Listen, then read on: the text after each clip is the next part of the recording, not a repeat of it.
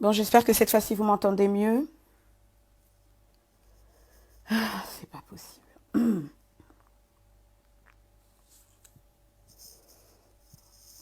Repartagez le direct, s'il vous plaît. Je ne sais pas si vous m'entendez. Est-ce que vous m'entendez mieux? C'est dommage, hein, vraiment dommage. Rebonsoir tout le monde. Vous m'entendez mieux comme ça? Oui? Parfaitement? Bon, bah écoutez, je suis désolée. J'aurais peut-être dû mettre les écouteurs dès le départ. Voilà, bon, bah maintenant, je saurais qu'il faut que je fasse mes lives avec les écouteurs. Repartager le direct, hein. Je suis vraiment désolée, ça a coupé notre flow. Du coup, je sais plus où on en était. On va attendre que les gens reviennent de nouveau. Ce sont les aléas du direct. Je suis vraiment désolée, je suis navrée. Next time, je veillerai à avoir directement mes écouteurs. Donc là, c'est bon, le son est impeccable, alors vous dites. Super, super. Bon, on va attendre que tous ceux ils sont partis reviennent. Essayez de repartager le direct parce que j'ai supprimé l'autre. Je me suis dit c'est pas la peine. Le message n'était pas encore, j'étais pas encore rentrée dans le vif du sujet de toute façon. Donc on va recommencer tranquillement. Maintenant que vous m'entendez mieux, parce que j'étais vraiment vraiment très perturbée quand vous me disiez que vous ne m'entendiez pas. Ça me déconcentrait et ça m'empêchait de faire mon analyse, hein. Donc là, je suis contente. Je suis contente que tout le monde m'entende bien. C'est cool. On va pouvoir revenir dans le vif du sujet. Allez-y, partagez, partagez, partagez, partagez. Comme ça. Tozong et la masolo na biso. Donc je précise que euh, je fais le live totalement en français parce que je veux que d'autres communautés, parce que cette histoire de concert de Fally a enflammé toute la toile.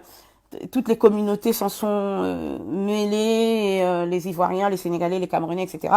Ça a touché tous les Africains parce que je pense que le problème des Congolais, c'est le problème aussi de l'Afrique. Ce qui se passe chez nous en République démocratique du Congo touche aussi bien d'autres pays africains, peut-être dans une moindre ampleur, parce que ce qui se passe chez nous, tous les millions de morts, les millions de femmes violées, le pillage de nos richesses, etc., c'est tout simplement sans précédent. Mais ce que nous vivons, d'autres pays africains aussi le vivent.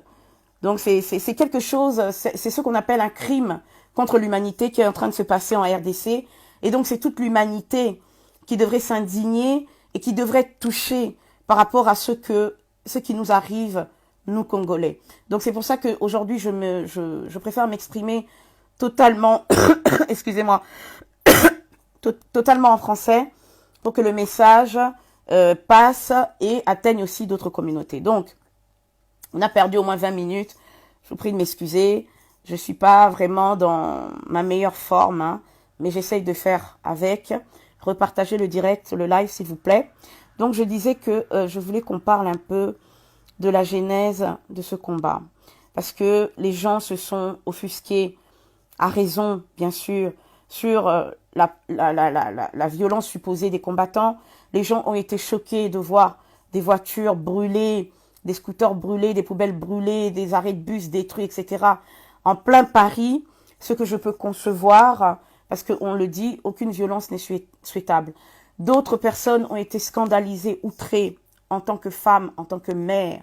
Je peux vous le dire, je ne cautionne en aucun cas aucune forme de violence faite à la femme, surtout à nos jeunes filles. Je ne le cautionne pas. Personne n'a applaudi cette violence. Personne n'a envie d'arriver à ce degré, à ce niveau de violence.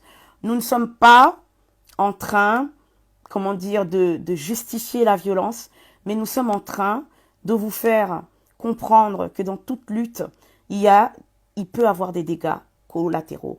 Il peut avoir des dérives. Ça arrive tout le temps. Ce n'est pas quelque chose qui est unique aux Congolais et qui leur est, comment dire, propre. On le voit dans plus toutes les revendications plus ou moins musclées. On l'a vu ici avec les Gilets jaunes. On le voit dans le monde, quand il y a des manifestations, etc., qui sont souvent émaillées de violence. Alors on nous dit, oui, mais les Gilets jaunes sont chez eux. Bon, ok. Les Gilets jaunes sont chez eux. Mais vous êtes les premiers à nous dire que nous sommes des étrangers, que nous ne devrions pas nous mêler de la politique congolaise parce que parmi nous, certains ont acquis les nationalités de nos pays d'accueil. Donc un coup, nous sommes des étrangers quand ça vous dérange, et un coup, nous sommes des Français, des Italiens, etc., des Européens quand ça vous arrange. Donc il faudrait peut-être à un moment arrêter ce deux poids, deux mesures. Il faudrait arrêter cette mauvaise foi. Parce que les personnes, la plupart des personnes qui nous critiquent aujourd'hui sont les mêmes personnes avec lesquelles hier nous avons marché. Les mêmes personnes avec qui hier nous avons crié, Kabila dégage, stop au viol de guerre au Congo, stop au génocide congolais, et puis Yachichi président, etc. Donc ces personnes qui fonctionnaient avec nous ont toujours vu, ont toujours connu nos motivations, ont toujours vu certains modes d'opération peu conventionnels, on va dire, qui pouvaient mener à la violence. Ça ne date pas d'aujourd'hui.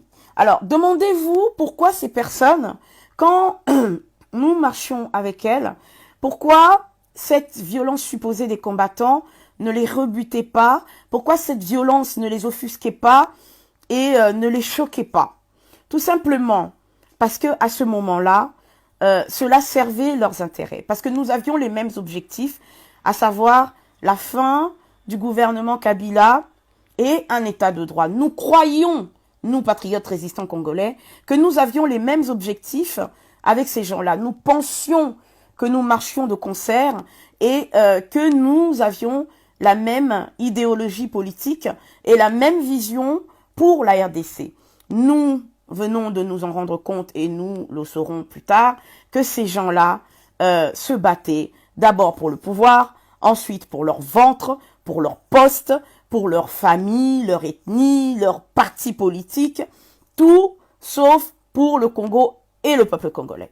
Donc ces gens-là, aujourd'hui, ils sont au pouvoir. Ils sont en train de nous dire qu'il y a une alternance à la tête de la RDC. La personne qu'ils appelaient Hippolyte Kanambe, donc alias Joseph Kabila, la personne dont ils souhaitaient qu'elle rentre au Rwanda, cette personne qui devait rentrer chez elle au Rwanda, est devenue aujourd'hui l'allié politique du gouvernement Fachi. Vous voyez, de la présidence Fachi. Une présidence tronquée, une présidence volée. Aujourd'hui, c'est le même FCC, c'est le même Kabila qui est toujours en coulisses, qui contrôle l'Assemblée nationale, qui contrôle le Sénat et les gouvernements provinciaux. Mais on nous dit que le système a changé, qu'il y a eu une alternance à la tête, qu'il y a eu une alternance en RDC, et que la lutte que nous menions hier pour un état de droit en République démocratique du Congo est totalement obsolète et hors de propos. Bon, alors moi, à ces gens-là, avant de revenir aux violences qui ont émaillé le concert de Fally, parce que j'aimerais d'abord qu'on fasse d'abord la genèse du combat, pour que vous puissiez comprendre pourquoi nous avons commencé cette lutte, pourquoi nous avons avancé dans cette lutte avec ceux qui nous dénigrent aujourd'hui, avec ceux qui nous insultent, etc.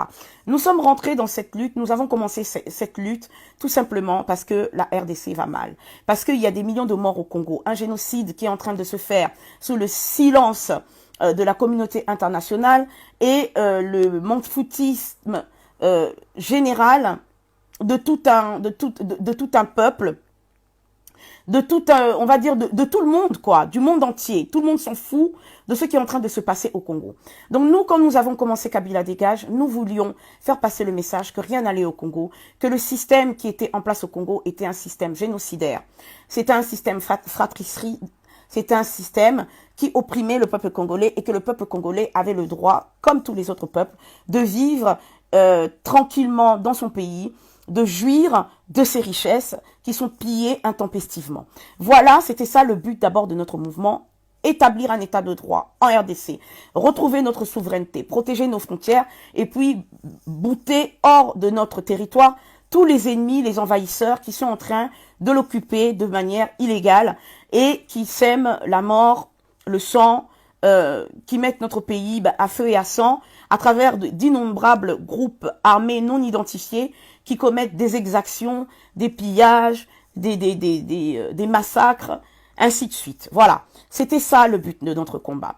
Alors, comment pouvions-nous, qui sommes dans la diaspora, faire passer notre message à nos frères qui sont restés au pays? Parce que ce peuple qui est martyrisé, ce peuple qui est victime d'un génocide sans précédent, qui a fait plus de 10 millions de morts, nous voyons que, mais attendez, on est en train de tuer au Congo. On continue à nous massacrer, mais nous sommes là, distraits, dans des polémiques idiotes, en train de danser, comme des bonobos, toujours en train de bouger nos fesses, toujours dans des polémiques, toujours dans les boîtes, la sape, les dédicaces, etc., la musique. Nous étions complètement dans la distraction pendant que les nôtres se faisaient massacrer dans l'indifférence générale. Alors il y a eu un sursaut patriotique, il y a eu un éveil des consciences qui nous a fait dire non, à un moment donné, il faut que tout ceci s'arrête, il faut que nous reprenions conscience, il faut que nous nous réapproprions notre terre, la terre de nos ancêtres, il faut qu'à un moment donné, nous récupérions notre dignité. On ne peut pas continuer, nous, peuple congolais, à être taxés de peuple BMW, Be Music and Women, de peuple amateur de femmes, de musique, de danse, de sap, parce qu'on nous cantonnait uniquement à ça. On s'est dit, mais qu'est-ce qu'on peut faire pour que ce peuple se réveille? Et nous avons commencé à nous demander, mais quels sont les facteurs qui font que ce peuple continue à rester perpétuellement dans la distraction? Et nous avons vu que ce peuple était enchaîné, que ce peuple était esclave mentalement de la musique, de la sape, des églises. Ce peuple était manipulé par ses dirigeants parce que le peuple est tout simplement sous-éduqué, sous-instruit. On a abruti ce peuple. On lui a fait croire que la bonne culture, c'était le ndombolo. Et donc, les Congolais étaient connus surtout pour ça, pour être un peuple jouisseur. Alors, nous avons décidé de mettre un stop à tout ça. Nous avons décidé de frapper là où ça fait mal. Et pour toucher le Congolais, pour le faire, le réveiller, il faut toucher aux choses auxquelles il tient le plus, c'est-à-dire les distractions. La musique, l'alcool, les femmes, la sape, etc., etc. Et une distraction aussi qui peut devenir très dangereuse quand elle est employée à mauvais escient. Ce sont les églises. Ces églises dites de réveil qui ont contribué à endormir le peuple congolais, qui ont contribué à aliéner le peuple congolais, qui a contribué à conforter le peuple congolais dans le Dieu va faire, prier, prier, prier, prier sans cesse. Oui, c'est vrai, il faut prier. La prière, ce n'est pas mauvais. Mais la prière sans action devient quelque chose de vain, devient quelque chose de stérile. Et nous, Congolais, pendant qu'on nous tuait, pendant qu'on violait nos mamans, nous étions là quand on est soit dans nos églises en train de prier, en attendant qu'un miracle, un Messie nous soit envoyé et nous libère. Et d'un autre côté, nous étions dans les bars, dans les concerts, dans les maquis, en train de nous enjailler pendant que notre pays était à feu et à sang. Alors, ce mouvement des patriotes résistants congolais qui a débuté à Londres avec le blocus des concerts justement a fait boule de neige. Vous voyez, il y a eu un effet boule de neige de Londres, ça s'est répandu à l'Europe entière, etc., jusqu'aux États-Unis, le Canada et en Afrique, hein, parce qu'en Afrique du Sud, les combattants congolais, les patriotes résistants congolais sont très actifs, enfin surtout étaient très très actifs à ce moment-là.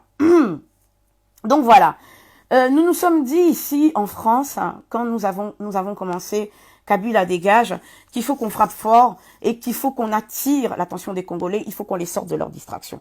Alors quand nous avions vu le 11 février 2011 que Papa Wemba et Werason devaient se produire à l'Élysée-Montmartre, ici à Paris, avec un droit d'entrée de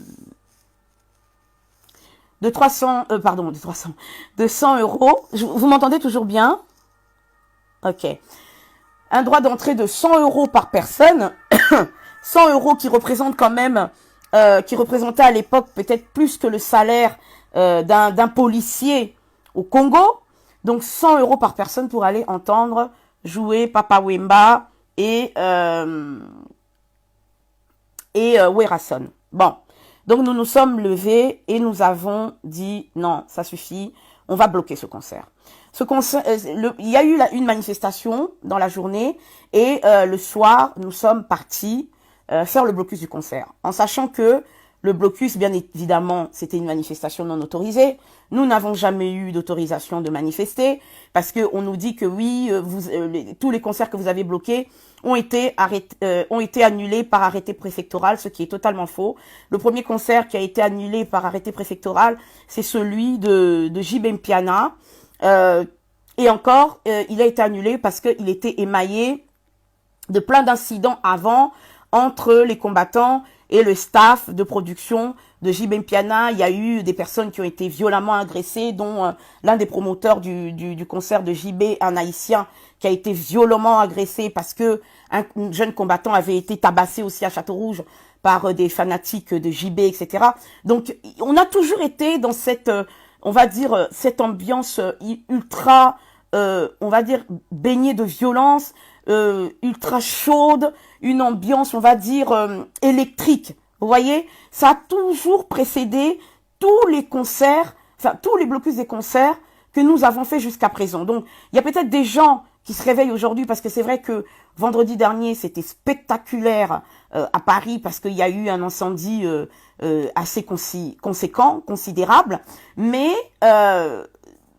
les blocus des concerts ont toujours été comme ça, ont toujours été musclés. Donc, les gens ne doivent pas faire semblant, surtout ceux qui hier marchaient avec nous, qui disaient Kabila dégage, ceux qui hier se réjouissaient du fait que les patriotes résistants congolais bloquent les concerts, ces gens-là ne doivent pas faire semblant de découvrir certaines méthodes, je dis bien peu orthodoxes, peu conventionnelles, qui peuvent, c'est vrai, choquer, mais ces méthodes ont toujours eu lieu.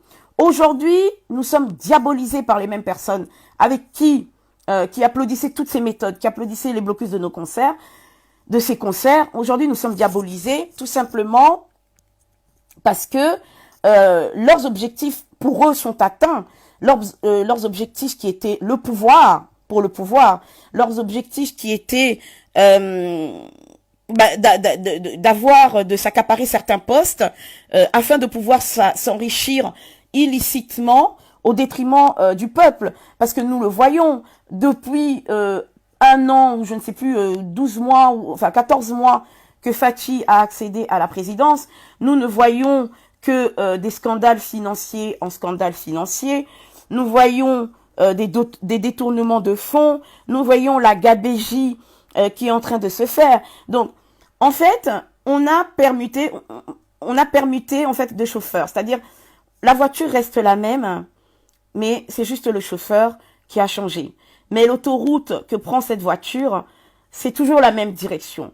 Et cette voiture est en train de partir dans une voie sans issue qui va mener le peuple congolais à la destruction.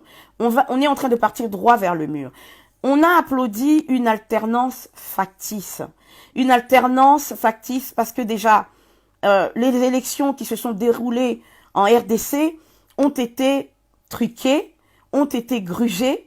Il y a eu des contestations quant à ces élections, mais on a vu quand même Fachi accéder au pouvoir.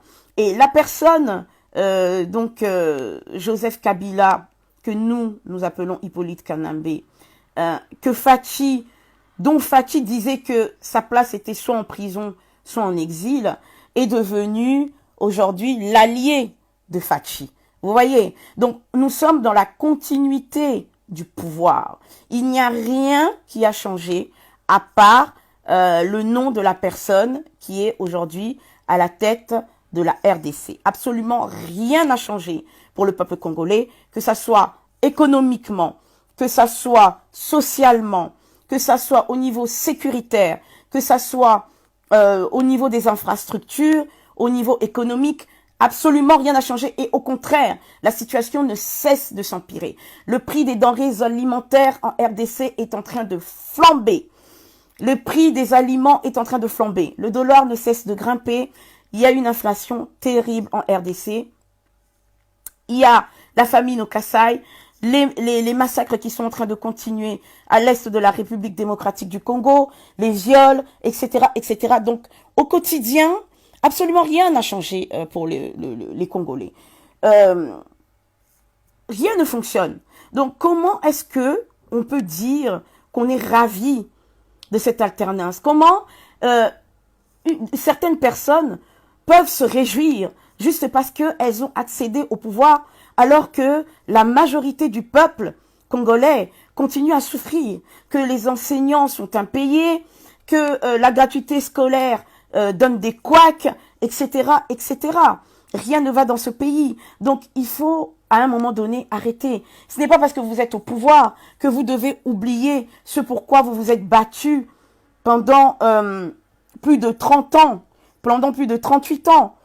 L'idéal pour lequel nous nous battions, ce n'était pas la continuité du pouvoir ou une alternance factice. Nous nous sommes battus pour l'établissement d'un véritable état de droit en RDC. Et nous sommes aujourd'hui loin du compte. Mais totalement loin du compte. Nous n'avons pas accédé à, à cet état de droit. Parce que nos frères, nos sœurs continuent de mourir, continuent d'être massacrés, continuent d'être violés. Les pillages sont en train de se faire. Les Congolais sont en train de mourir de faim. Alors, qu'est-ce qui a changé? J'ai posé une question, j'ai fait un statut sur mon mur en demandant qu'est-ce qui a changé depuis que Fachi est à la tête de la RDC. Peu de pro-Fachi, quasiment aucun n'est venu me répondre. Parce qu'au fond de vous, vous savez que rien n'a vraiment changé, rien n'a vraiment évolué. Mais vous vous réjouissez juste du fait que c'est l'un de vos frères. Ah, on a un Congolais à la tête du Congo. Et alors, la plupart de ceux qui ont travaillé avec Kabila sont des Congolais. Les Lambert Mende, dont l'UDPS est en train de réclamer le retour à corps et à cri.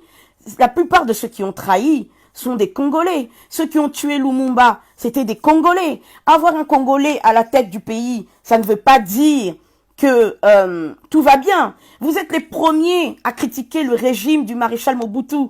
Vous êtes le premier à critiquer Mouzé, Kabila, etc. Ceux-là n'étaient pas des Congolais, mais vous critiquez leur régime. Vous voyez? Donc ça ne veut rien dire d'avoir un Congolais à la tête du Congo. C'est pas parce qu'on a un Congolais à la tête du Congo que tout va bien. Parce que si ce Congolais travaille main dans la main avec nos ennemis, que ce Congolais va faire allégeance aux États qui nous détruisent, qui pillent nos nations, ce Congolais n'a pas à être applaudi. Nous avons vu la dernière sortie de Fachi qui disait que Israël était la boussole, des nations ou quelque chose comme ça, l'horloge des nations et la boussole du monde.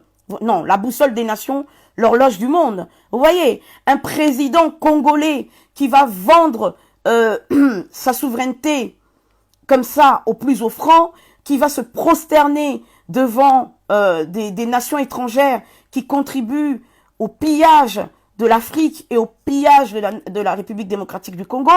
Donc, je ne vois pas en quoi le fait que on est remplacé, alias Kabila, par Fachi, nous a amené quelque chose de positif au niveau du Congo. Vous voyez? Donc, pour ceux qui nous disent que oui, avant, quand on bloquait les concerts ensemble, c'est parce que il n'y avait pas l'état de droit au Congo, c'est parce que le système était différent, maintenant tout a changé, il y a eu une alternance. Non, il n'y a pas eu, il y a eu une alternance pour vous peut-être, parce qu'aujourd'hui vous êtes au pouvoir, parce que vous profitez de certains privilèges auxquels vous n'aviez pas accès aujourd'hui. C'est tout simplement pour ça que vous vous réjouissez aujourd'hui. Mais pour le Congolais lambda, le Congolais moyen, rien n'a changé. Et nous, c'est pour ces Congolais-là que nous nous battons. C'est pour ces Congolais-là que nous nous levons. C'est pour ces Congolais-là que nous faisons entendre nos voix jusqu'à présent. C'est pour eux que nous nous sommes levés avant. Et c'est pour eux que nous nous levons maintenant. Et c'est pour eux encore que nous nous lèverons demain.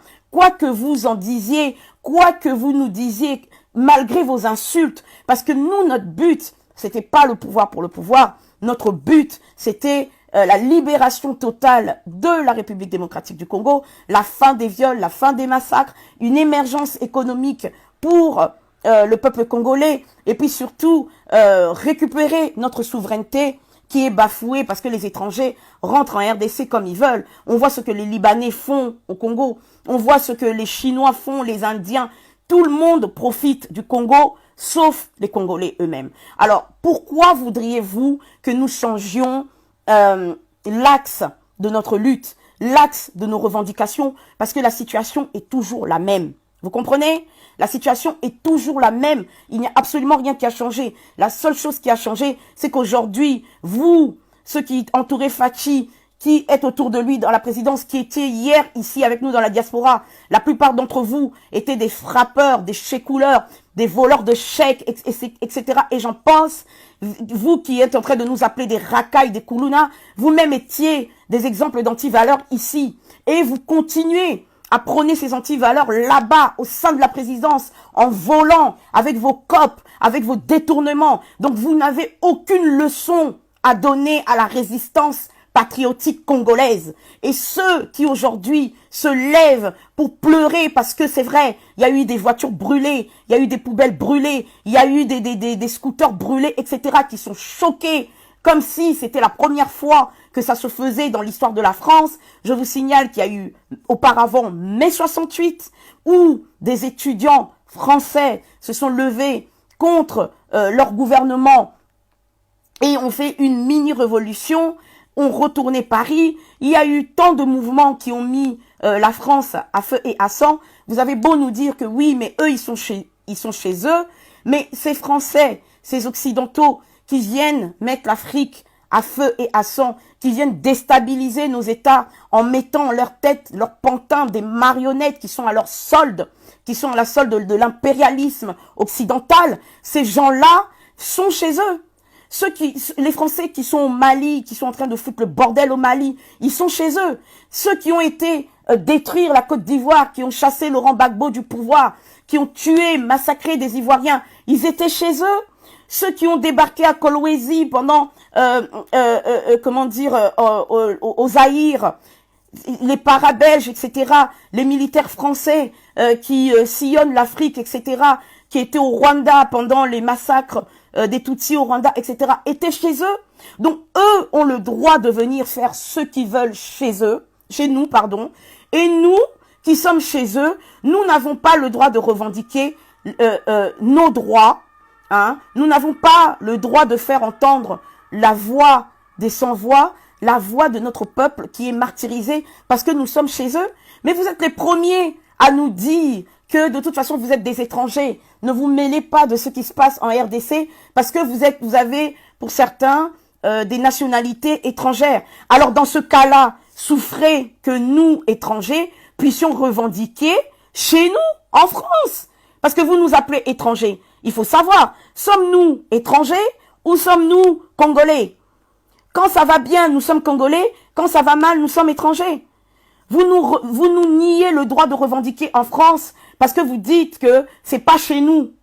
Mais vous êtes les premiers, quand nous interdisons les concerts de Fali, etc., à nous dire que arrêtez de vous mêler des histoires des Congolais parce que vous avez des nationalités étrangères, mais vous êtes schizophrène. C'est de la schizophrénie politique. Vous voyez, quand il faut, les étrangers doivent envoyer des Western Union en Afrique, au Congo, pardon, là, nous ne sommes pas étrangers. Mais quand il s'agit de revendiquer les droits les plus élémentaires pour le peuple congolais, nous redevenons des étrangers. Mais hier, quand nous avons dit « Yachichi président », Kabila dégage, nous étions des Congolais. Est-ce qu'à ce moment-là, vous nous avez demandé nos pièces d'identité? Vous avez demandé nos passeports? Non, vous nous considériez comme des Congolais. Et nous sommes des Congolais. Personne ne peut nous enlever cela. Vous comprenez? Nous sommes des Congolais de père, de mère, de sang. La plupart d'entre nous sommes nés au Congo. On grandit au Congo. Moi, je suis venu peut-être à l'âge de 4 ans, mais beaucoup ici étaient encore en RDC il y a peu. Beaucoup de ceux qui ont manifesté vendredi étaient peut-être il n'y a même pas quelques années au Congo. Donc ils connaissent la réalité de ce peuple. Ils connaissent la souffrance de ce peuple. Et vous allez dire, est-ce que tous ceux qui ont manifesté là avaient tous des passeports français? Parmi eux, il n'y avait pas des gens qui avaient des passeports congolais? Donc ces Congolais-là n'ont pas le droit de revendiquer les droits de leurs frères, de faire entendre leur voix ici en France. Quand les Français déstabilisent nos États, ils nous demandent nos avis. Ceux qui sont venus mettre à fond de cale, mettre dans des bateaux nos ancêtres pour les emmener en esclavage, nous ont demandé nos avis. Ceux qui sont venus instaurer la colonisation, Léopold II, etc., nous ont demandé nos avis. Quand ils coupaient les mains de nos ancêtres, quand ils coupaient les mains des nôtres, les pieds, etc., ils nous demandaient nos avis. Pourquoi est-ce que vous ne vous indignez pas pour ce qui est indigne, pour ce qui est indigne? Pourquoi vous ne vous indignez pas autant lorsqu'on massacre vos frères en Afrique? Pourquoi vous ne vous indignez pas autant quand on découpe nos enfants à la machette? Quand on prend des fusils et qu'on introduit dans les vagins, excusez-moi, de nos sœurs qui sont violées pour les mutiler? Pourquoi on n'entend pas toute cette indignation? Là, je tiens à m'adresser à monsieur Claudie Siard, mon frère. Claudie Siard, qui a parlé. Ah oui, monsieur Claudie Siard a parlé. Nous l'avons tous entendu. Monsieur Claudie Siard a fait un live pour s'indigner du comportement des patriotes résistants congolais qui ont mis le feu à sa France, à sa douce France. Oui, monsieur Claudie Siard, c'est bien de vous indigner, c'est tout à fait normal. Et je conçois qu'il faut s'indigner, il faut condamner le fait qu'une jeune femme ait été agressée. Ce n'est pas quelque chose que nous applaudissions. Mais monsieur Claudie Siard, n'ayez pas l'indignation sélective. Ne vous indignez pas de manière partisane et émotionnelle. Indignez-vous constamment quand il s'agit de la violence, des violences faites aux femmes en République démocratique du Congo. Indignez-vous quand on viole nos bébés, quand on viole nos petites filles. Condamnez, parlez-en. J'ai demandé à Claudie Siard, à mon frère, je t'ai demandé, je t'ai dit, Claudie, dans combien de nos manifs es-tu déjà venu pour limiter notre combat au blocus des concerts? Combien de nos conférences, Claudie, à combien de nos conférences as-tu déjà assisté? À combien de nos colloques, de nos sittings, quand nous allions devant Apple pour manifester contre l'exploitation abusive du coltan par les multinationales qui pillent notre pays et qui exploitent nos enfants dans des mines à ciel ouvert, où ils sont condamnés à mort, où des éboulements se font, des enfants qui, au lieu d'être à l'école, sont obligés de travailler dans les mines parce qu'ils n'arrivent pas à s'en sortir pour aider leurs parents. Je n'ai pas vu une seule fois Claudie Siard relayer nos revendications contre les multinationales comme Apple, Areva. Nous n'avons jamais vu Claudie Siard à aucune de nos manifestations, à aucune de nos revendications. Mais nous voyons aujourd'hui M. Claudie Siard qui s'indigne. Mais pour s'indigner, il s'est indigné, allant jusqu'à nous traiter de cons. De toute façon, comme le président des talibans nous traitent de combat tabac. Donc des combattants chèvres, laissez qu'un non-congolais se permette de nous traiter de cons. Et nous avons vu ces Congolais qui hier étaient avec nous applaudir le discours de M. Claudiciard. Nous avons vu ces mêmes Congolais dire que nous allions, nous faire expulser et qui encourageaient Marine Le Pen à expulser toute cette racaille au Congo. Si le Congo va si bien que ça, pourquoi vous vous réjouissez qu'on renvoie vos frères au Congo comme si c'était une punition? Vous avez dit que vous avez instauré un état de droit. Alors pourquoi vous vous réjouissez qu'on expulse vos frères en RDC? C'est parce que vous savez que en RDC, rien ne fonctionne. Et que ce pays est l'enfer sur terre. C'est pour ça que vous applaudissiez les supposées expulsions des patriotes résistants congolais. Mais me voilà en train de vous parler. Aucun des combattants qui a été arrêté n'a été expulsé. Tout le monde est dehors. Vous vous êtes réjouis, vous avez ouvert des champagnes. Nous avons vu même des vidéos de personnes en train de nous attendre à l'aéroport à Njili. Nous avons vu des intox de l'UDPS en train de dire qu'une cargaison de combattants viennent d'être expulsés et vont atterrir à Njili. D'où la cousine de Fachi carrément qui a publié ce mensonge sur son mur et elle n'est jamais revenue là-dessus pour s'excuser ou pour rectifier. Vous voyez à quel niveau ces gens-là, ces gens avec qui on s'est battu hier, sont méchants, sont mauvais. Maintenant qu'ils ont accédé au pouvoir, à la mangeoire, nous sommes devenus des haineux, des tribalistes, des jaloux de leur pouvoir. Ils ont oublié ce pourquoi on se battait. Aujourd'hui, nous sommes devenus des terroristes. Mais hier, quand ces mêmes terroristes terrorisaient pour vous, les kabylistes qui venaient ici, vous applaudissiez, n'est-ce pas, les actions des terroristes. Maintenant, vous nous dites, oui, autre temps, autre mœurs, je vous ai expliqué que rien n'a changé. Les mêmes terroristes qui bloquaient les concerts, vous les applaudissiez. Aujourd'hui, vous dites que tout a changé parce que vous êtes au pouvoir, alors que rien n'a changé pour les Congolais. Donc, vous voyez que Claudiciard ne maîtrise pas la complexité de ce combat, ne maîtrise pas la géopolitique des Grands Lacs. Quand Claudiciard s'indigne, par exemple, j'ai vu la dernière fois son dernier tweet sur Fachi, le fait que Fachi, je suis d'accord avec ça aussi, que le fait que Fachi soutienne Israël et la politique de Trump pour Israël est une grossière erreur. Et ça, je le dis, c'est une grossière erreur. Et effectivement, quand Claudiciard dit que le Congo ne devrait pas soutenir l'occupant qu'est Israël, ben, ça me fait rire parce que Claudiciard disait que Kagame était un homme providentiel pour son peuple. Vous voyez, alors que le peuple rwandais vit sous la terreur. Claudiciard se contente des images et de la propagande que fait le gouvernement génocidaire de Kagame avec les infrastructures qui sont construites, avec les minerais pillés en RDC, avec nos richesses. Donc Claudiciard se contente de cette façade par rapport à Kagame, oubliant que Kagame est en train de commettre le plus grand génocide depuis Léopold II en Afrique, le génocide des Congolais, que Kagame tue son propre peuple. Nous avons vu il y a peu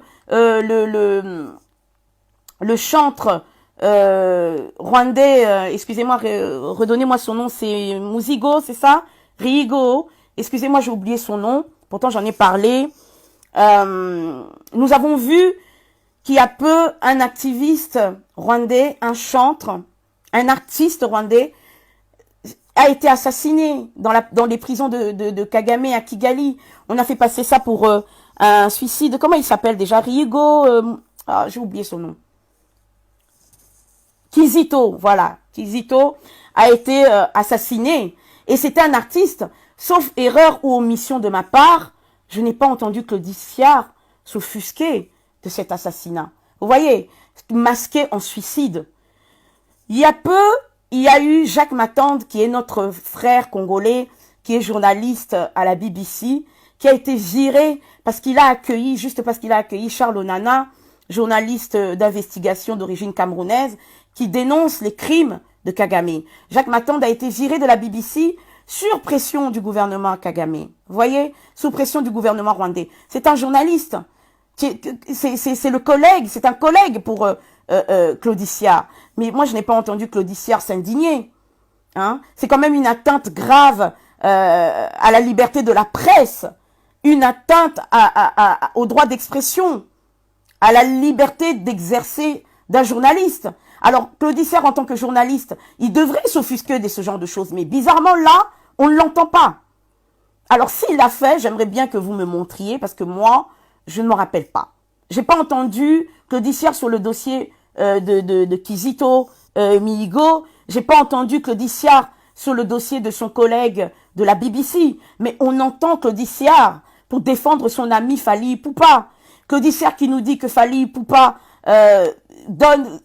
fait des dons au Kivu, etc., pour les femmes violées, etc. On n'en dit ce qu'on vient pas. C'est très bien que Fally Ipupa ait pris conscience. Et il a pris conscience parce que justement, il y a eu toute cette genèse du combat, il y a eu ces blocus. C'est pour ça aujourd'hui que quelques musiciens parmi eux ont pris conscience qu'ils doivent faire des dons, ils doivent dénoncer les viols, etc., etc.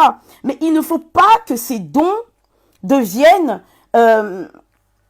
comment dire, un produit de marchandage, c'est-à-dire un produit de chantage. Donc, je fais des dons aux femmes violées, laissez-moi jouer, laissez-moi continuer à vous distraire. Vous voyez, il ne faut pas que ça devienne systématique. Est-ce que ce sont les dons de Fally Ipupa qui vont arrêter les viols en RDC? Est-ce que c'est les dons de Fally Ipupa qui vont nous ramener nos millions de morts? Parce qu'aujourd'hui, il fait un don. Demain, on reviole. Demain, qu'est-ce qui va arriver à ces personnes? On doit les réopérer, etc. Il va continuer toute sa vie à faire des dons? Nous avons besoin que ce qui est en train de se passer en République démocratique du Congo s'arrête.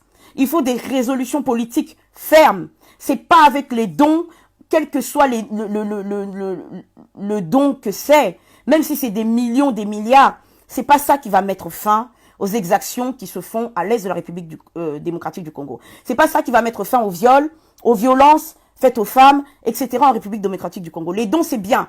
Même le docteur Mukwege lui-même me dit que c'est bien de faire des dons à l'hôpital Panzi, à la fondation Mukwege, mais c'est pas ça qui va arrêter le génocide, c'est pas ça qui va arrêter les massacres. Ce qui va arrêter le génocide, les massacres, etc., c'est l'éveil du peuple congolais, c'est la prise de conscience du peuple congolais et que le peuple congolais se lève massivement pour dire non, stop à la distraction, stop au viol, stop au massacre. Et c'est ce que nous sommes en train de faire du mieux que nous pouvons, même si nous le faisons dans la diaspora, même si vous pouvez condamner la forme, vous ne pouvez pas condamner le fond, parce que le fond, c'est l'établissement d'un état de droit en RDC, parce que le fond, c'est l'arrêt du génocide, c'est l'arrêt des massacres. Vous voyez? Donc Claudiciard ne peut pas venir cracher sur la lutte de tout un peuple. Claudiciard ne peut pas venir cracher sur le fond de notre combat en le réduisant à sa forme la plus basique. Je remercie Claudiciard de m'avoir invité en 2014 dans son émission pour débattre contre Wazekwa et Kofi Olomide qui s'est débiné à la dernière minute. Donc j'ai débattu contre Wazekwa. Donc Claudiciard sait exactement pourquoi nous nous battons. Il sait parce que j'ai expliqué les mécanismes de ce combat et les mécanismes du génocide qui est en train de se faire en RDC. Donc il faut qu'il arrête de faire semblant à un moment donné. Il faut qu'il arrête de nous prendre pour des idiots. Il faut qu'il arrête de ramener notre combat à sa forme la plus minimale. Le combat, ce n'est pas que les agressions. Le combat, ce n'est pas que les incendies. En 10 ans, 11 ans dans cette diaspora, nous en avons posé des actes. Nous en avons rentré des mémos auprès des institutions occidentales. Nous avons fait des sittings devant les multinationales. Nous avons fait des conférences contre les viols. Nous avons sensibilisé. Nous avons distribué des tracts dans les rues pour dire qu'on tuait au Congo. Nous sommes passés dans les médias pour parler des viols au Congo. Nous avons pénétré au sein de Areva, des multinationales. Nous avons manifesté devant Elf, etc., pour dénoncer le pillage de nos minerais au Congo. Donc Claudiciard ne peut pas venir limiter notre lutte qui date depuis des années. Il y a des gens qui sont morts à cause de cette lutte. Armand Toungulu est mort à cause de cette lutte. Armand Tungulu qui était dans la diaspora, qui était un combattant, est descendu au Congo. Il a été assassiné, mais il était l'un des nôtres. Que Claudie Siard le sache. Quand vous nous dites, allez vous battre au Congo, Claudie Siard, il y avait l'un des nôtres qui s'appelait Armand Tungulu.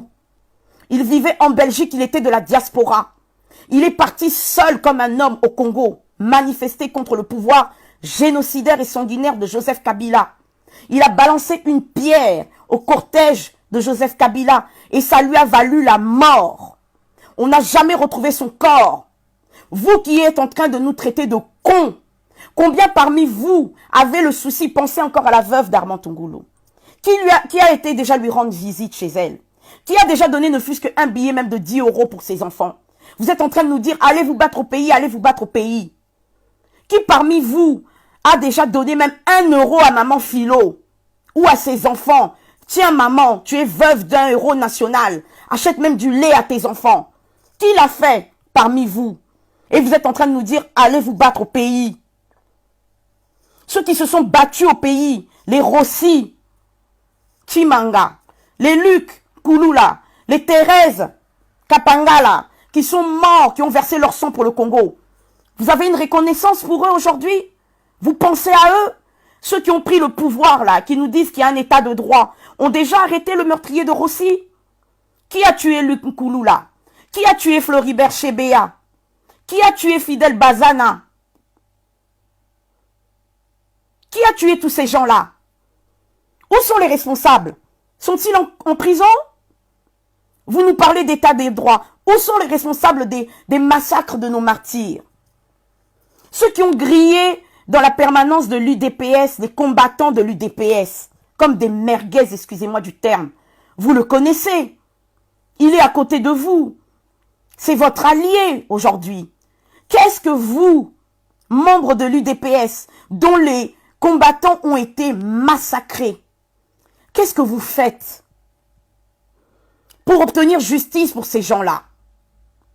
On a vu Fils Moukoko, l'un des vôtres, dénoncer l'alliance entre le pouvoir de Kash, donc entre Félix Tshisekedi et Joseph Kabila, donc entre Kash et le FCC, l'UDPS et le FCC. Mais on l'a vu se faire tabasser. Vous-même là qui nous traitez de violents de Koulouna, vous avez tabassé l'un des vôtres, vous l'avez filmé et nous l'avons tous vu. Et on n'en a vu aucun parmi vous qui avait condamné ces actes de violence. Au contraire, vous disiez que si Fils Moukoko ne se tait pas, vous allez continuer à le tabasser. C'est ça votre état de droit? Nous avons vu des manifestants pro-UDPS tuer un policier, je ne sais plus si c'était dans le Katanga ou dans le Kananga ou je ne sais plus, hein, quelque part là-bas au Congo, un policier qui a été lynché. Nous avons vu les Wewa, ceux qui utilisent des mobilettes là, qui font les taxis motos là, au Congo, en RDC. Nous avons vu les exactions que les Wewa ont fait à Kinshasa. On n'a vu aucun de vous condamner ce genre de violence. Ils ont brûlé des bus, etc. Ils ont fait ça à Kinshasa. C'était pas de la violence, ça? Donc, en fait, il y a 2 poids 2 mesures. Il y a une violence qui est acceptable. Il y a une violence qui est condamnable. Tant que la violence sert vos intérêts, elle est acceptable. Quand la violence est faite pour réveiller le peuple et alerter l'opinion publique mondiale sur ce qui ne va pas en RDC, elle devient condamnable. Et vous manipulez les gens comme ça. Et des gens comme Claudie Siard qui ne maîtrisent pas le dossier congolais viennent en rajouter une couche, une couche, une couche. On s'insurge pour Fally, pas pour un concert. Le soir même du concert de Fally, 38 personnes ont été assassinées. Parmi vous, combien en a parlé? Vous avez été combien en parler? Pourquoi vous n'avez pas dénoncé de la même façon? Pendant que vous dansiez, on tuait. Et évidemment, vous nous dites, oui, mais et si on n'avait pas dansé, est-ce qu'on n'aurait pas tué? Oui, bien sûr. On tue tout le temps en RDC. Sauf que ce qui est criminel, c'est de continuer à vouloir danser pendant qu'on nous tue. Oui, c'est vrai. Nous faisons d'autres choses pendant qu'on nous tue. On se marie. Il y en a même qui disent qu'on fait l'amour. Oui, on fait l'amour. Même en temps de guerre, on fait l'amour. On se marie. il y a des anniversaires des enfants, etc. On le fait. Mais ce n'est pas dans la même proportion. C'est-à-dire que ce n'est pas quelque chose de massif.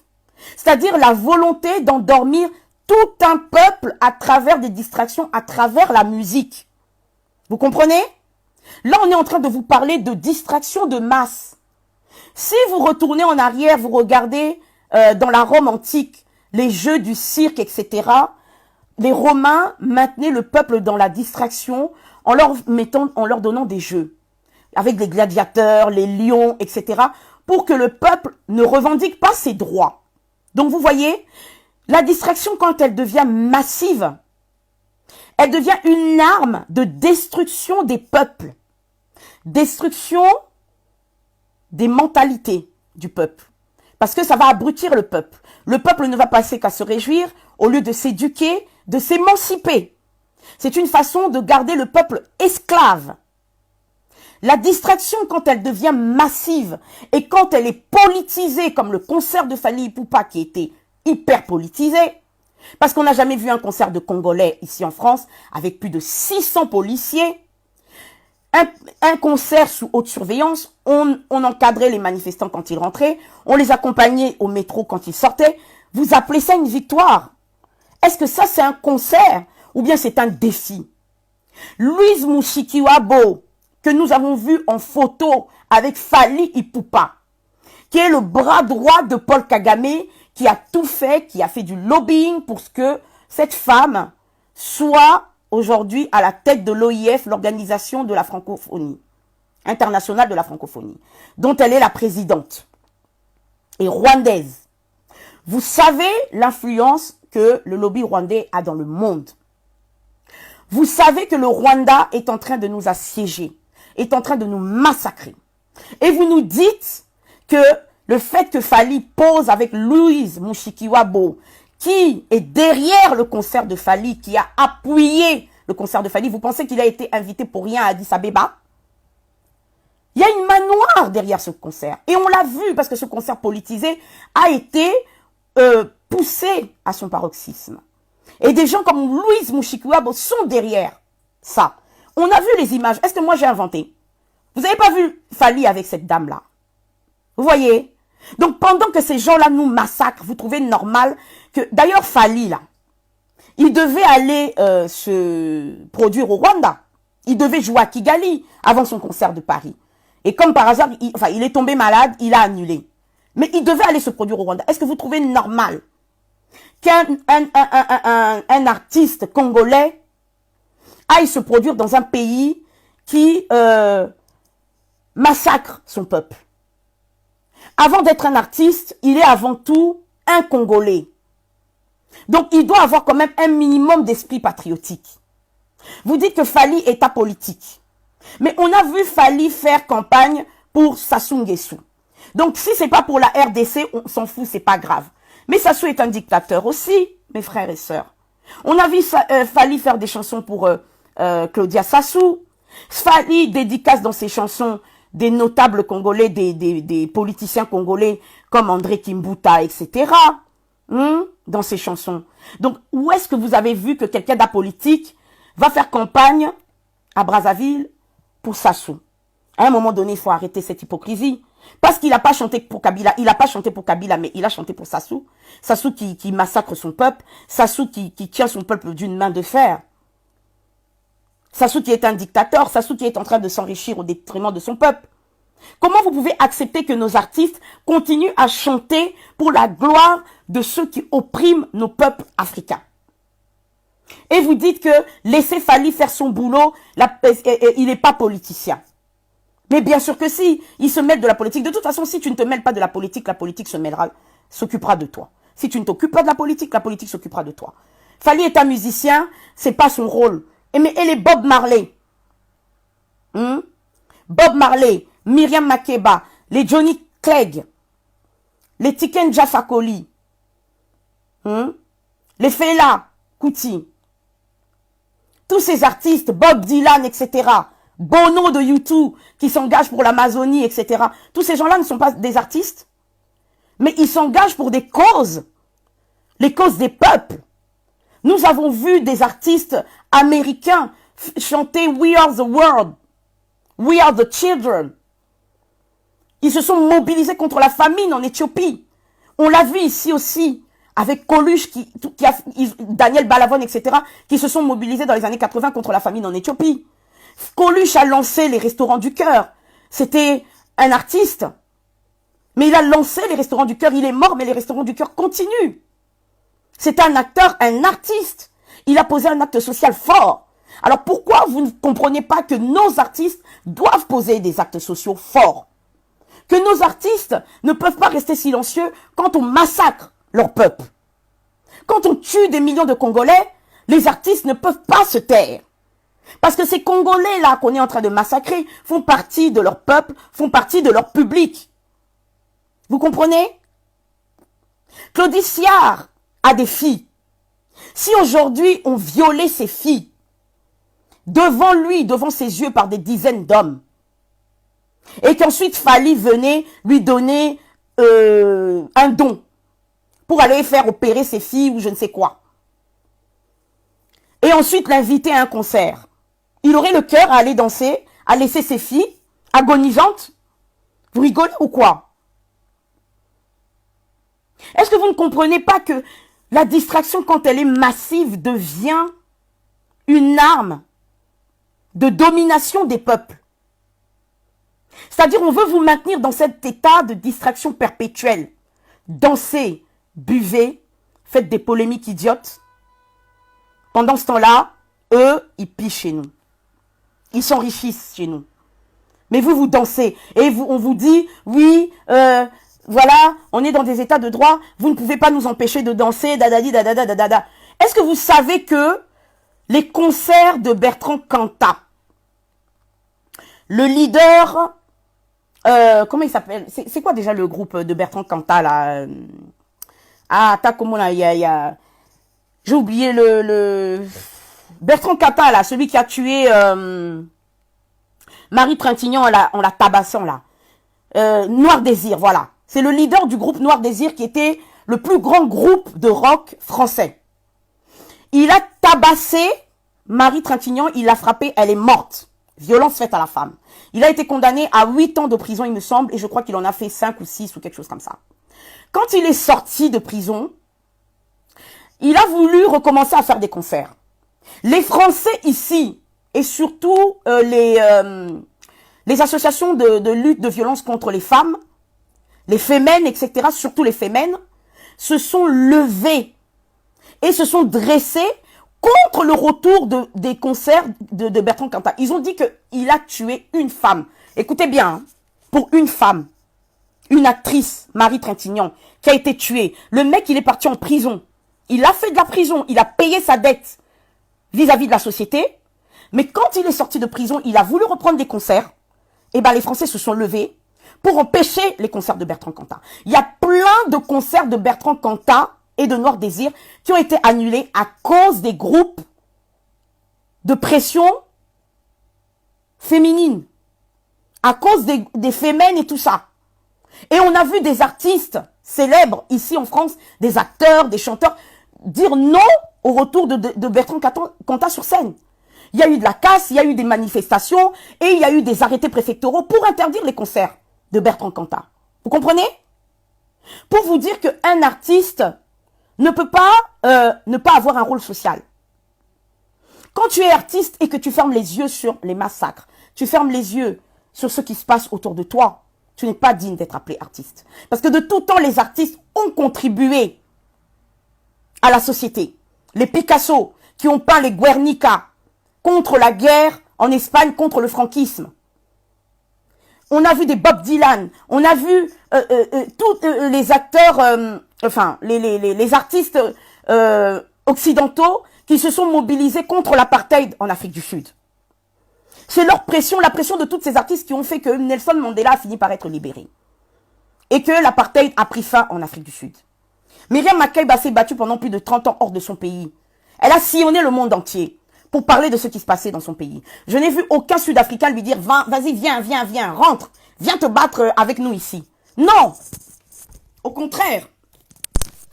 Ils applaudissaient leur sœur, ils l'encourageaient. Parce qu'elle était leur voix et c'était une artiste. Elle chantait la misère de son peuple. Vous comprenez? C'est à ça que sert un artiste. Un artiste doit être un éveilleur des consciences. Un objecteur de conscience. Et puis, cessez de croire que il n'y a que la musique comme art en RDC. Il y a la sculpture, il y a la littérature. Vous voyez? Combien parmi vous, est-ce que nous on empêche les sculpteurs congolais de venir se produire ici en France? Ou bien les peintres congolais de venir exposer en France? Non. Pourquoi on les empêche pas? Parce que leur art édifie. Ce qu'on empêche, c'est vos chanteurs là, qui chantent que des bêtises. Tchaboye, Okomatanga et compagnie. Des chansons obscènes, des danses obscènes, qu'on a même du mal à entendre, à écouter avec nos familles. Voyez? Et puis après, vous allez nous parler du respect bantou. Et puis vous allez nous dire, ah oui, mais les rappeurs américains font pareil, disent des insanités. Ça, c'est les Américains, c'est pas nous.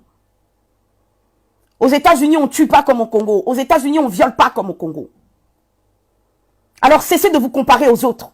Regardons-nous d'abord, regardons ce qui ne va pas dans notre pays, regardons ce qui ne va pas en Afrique. Vous voyez? Comparaison n'est pas raison. Si 50 Cent chante des bêtises, si je ne sais plus qui chante des bêtises, c'est pas pour ça qu'on doit chanter des bêtises. Comment voulez-vous à chaque fois parler, exposer des femmes à moitié nues sur scène, parler du sexe de la femme dans les chansons, alors qu'on est en train de violer nos mamans massivement? Quelle image on est en train de donner au monde par rapport à ce qui se passe chez nous? Pourquoi tous ces artistes ne se sont pas regroupés pour faire une chanson, pour dénoncer ensemble les viols au Congo et en faire une tournée médiatique, je ne sais pas quoi, pour en parler? Est-ce qu'il n'y a que les concerts dans la vie? On a interdit les concerts pendant 10 ans. Vous dites que Fally Ipupa est riche. On a vu Fally Ipupa s'acheter un manteau à 15 000 €. Donc il a de l'argent. Donc c'est pas le blocus des concerts qui empêche Fally Ipupa de vivre. Parce que vous nous dites que, oh, il doit faire son travail, vous travaillez, laissez-le travailler. Mais est-ce que les concerts, c'est seulement son travail?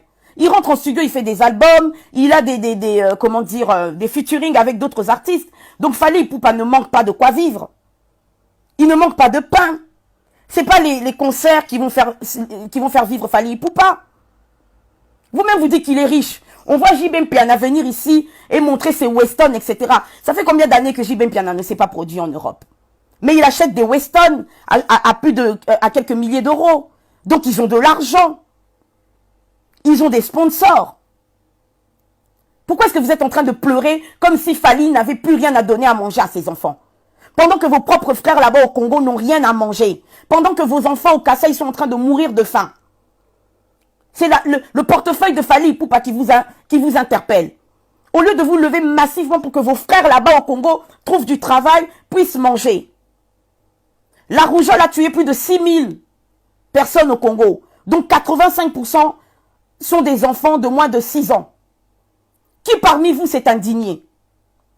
Pourquoi on ne vous voit pas marcher, faire des vidéos, insulter tous ceux qui nous oppriment en RDC?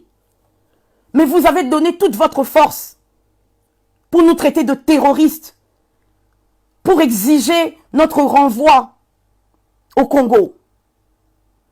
Mais quand on opprime vos peuples par ces Occidentaux qu'aujourd'hui vous applaudissez parce qu'ils nous ont traités de racailles, quand vous applaudissez Marine Le Pen, on ne vous voit pas vous lever contre ce qui se passe au Mali, au Congo, en Côte d'Ivoire ou je ne sais où.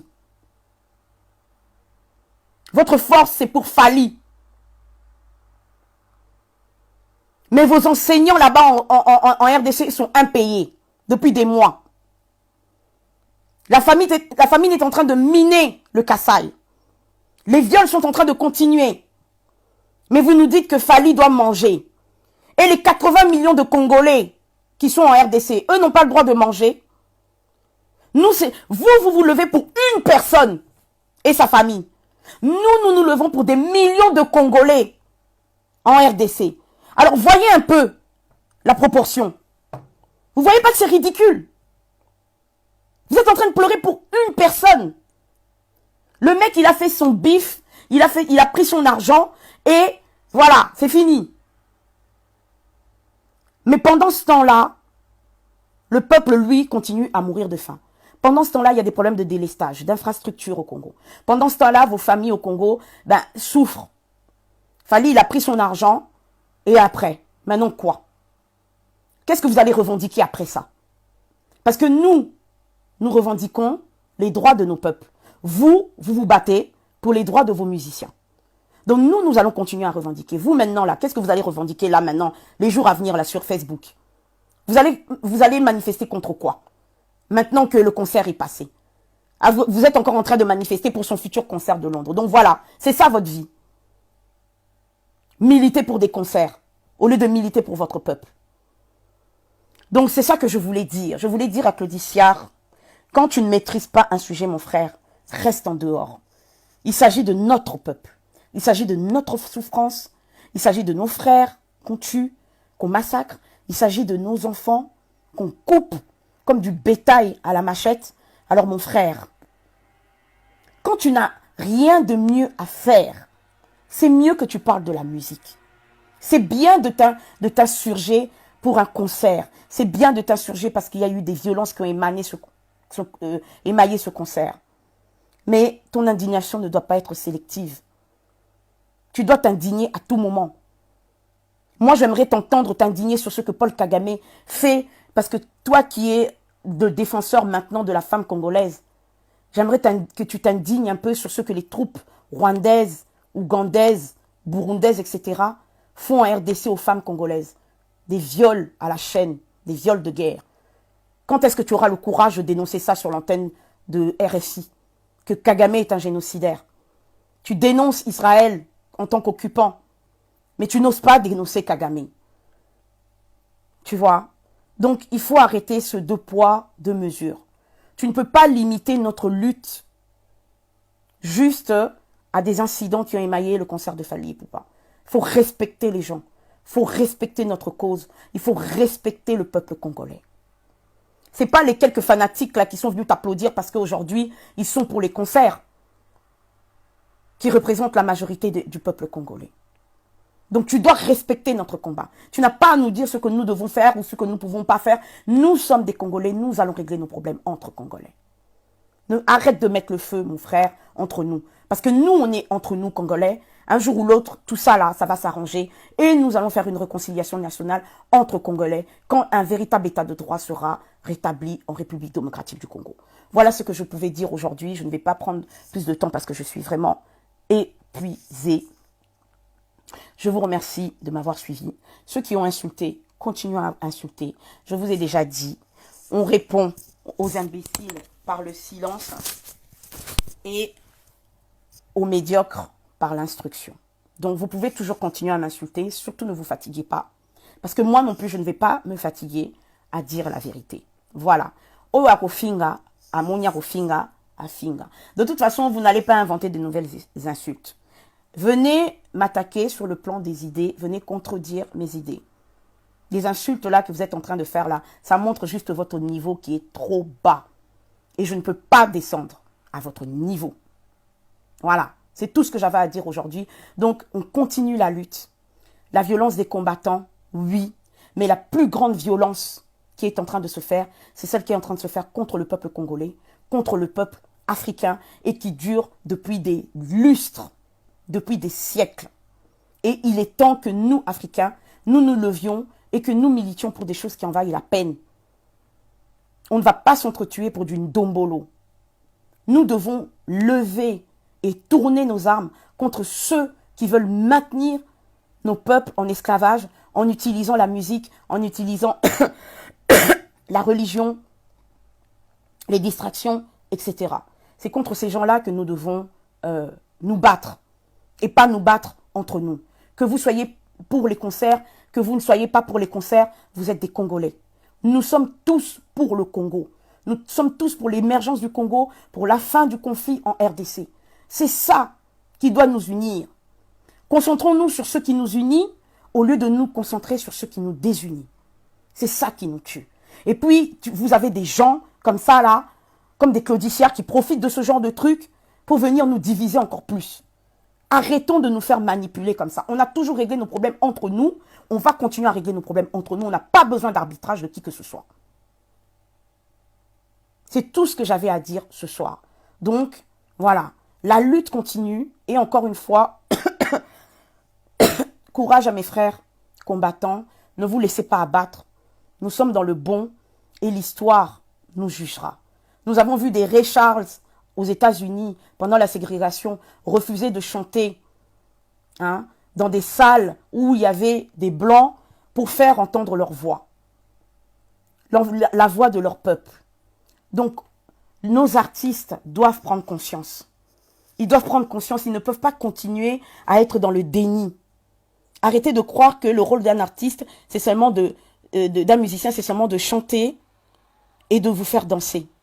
Un artiste doit véhiculer un message. Un artiste doit être conscient du monde qui l'entoure. Donc ce que nous faisons là, quand nous nous battons, c'est aussi pour ces artistes. Pour que plus tard, ils soient aussi dans leurs droits, qu'ils puissent bénéficier de leurs droits. On a vu la plupart des artistes, des comédiens congolais qui meurent, on doit se cotiser pour eux, ils meurent dans la misère, on doit appeler au livre, etc. Est-ce que c'est normal? Donc nous nous battons pour l'émergence du Congo, nous nous battons pour que tous les Congolais se retrouvent et profitent, jouissent de leur richesse. Et pas seulement une élite, un petit nombre d'individus qui viennent nous dire qu'il y a eu une émergence et que le Congo va mieux. Non, le Congo ne va pas mieux, mes frères et sœurs. Tant que les massacres continueront, tant que les viols continueront, vous nous aurez sur votre chemin. Et nous nous dresserons. Et nous dirons stop aux viols, aux massacres, au Congo. Et nous nous dresserons contre ceux qui sont en train de manipuler les artistes congolais pour qu'ils continuent à maintenir les Congolais dans les distractions et les futilités. Des gens comme des Mushikiwa Bowana. On doit se lever contre des personnes comme ça. Des personnes qui sont en train de manipuler Fali. Et d'autres musiciens pour qu'ils viennent nous distraire ici dans la diaspora, pour qu'on oublie que la balkanisation est en train de se faire dans notre pays. Donc voilà ce que je pouvais dire ce soir. Mes frères et sœurs de lutte, restons unis et concentrons-nous sur notre lutte. Très bientôt, je pense qu'il y aura les assises de la résistance. Nous allons redéfinir les fondamentaux de notre lutte. Maintenant, tous les traîtres, tous ceux qui polluaient notre lutte sont partis. Nous savons maintenant qui est qui. Il est temps maintenant de se regrouper, de se recentrer et de faire encore un combat encore plus fort. Ils pensaient que le combat était fini. Au contraire, ils viennent de donner un nouvel élan au combat. Et nous allons continuer à marteler notre message. Nous allons continuer à revendiquer, que ça soit en France, aux États-Unis, ne leur en déplaise. Parce que la lutte se mène de partout.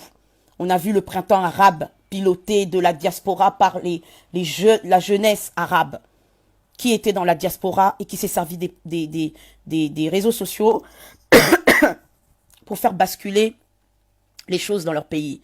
Donc, ne suivez pas tous ceux qui vous disent d'aller vous battre au pays parce que Armand Tungulu est rentré au pays. Ils l'ont oublié. Ata monument moro basalela armenté. Donc, ne suivez pas ces gens-là qui vous maintiennent dans la distraction, qui viennent insulter. Restons focus dans notre lutte. On ne lâche rien. On continue plus que jamais. Une pensée en ce mois de la femme, dédiée aux droits de la femme, à mes sœurs congolaises qui continuent à être violées, à mes filles qui continuent à être humiliées, et puis à toutes mes sœurs partout dans le monde. Je pense à vous, les femmes. Nous devons nous lever, nous devons être fortes. Les femmes ne sont pas faites que pour le dombolo, le maquillage et puis aller bouger leur postérieur. L'Afrique a besoin de femmes conscientes. L'Afrique a besoin de femmes debout. L'Afrique a besoin de femmes qui excellent dans tous les domaines. L'Afrique a besoin de mamans qui éduquent leurs enfants correctement afin de les préparer à affronter l'avenir, les nouvelles donnes. L'Afrique a besoin de femmes intelligentes et qui se lèvent. On n'a pas besoin de femmes qui mettent seulement du choco, des femmes qui se battent pour des polémiques idiotes, etc., etc., pour des mecs, pour des je ne sais quoi. On a besoin d'une nouvelle génération de femmes conscientes.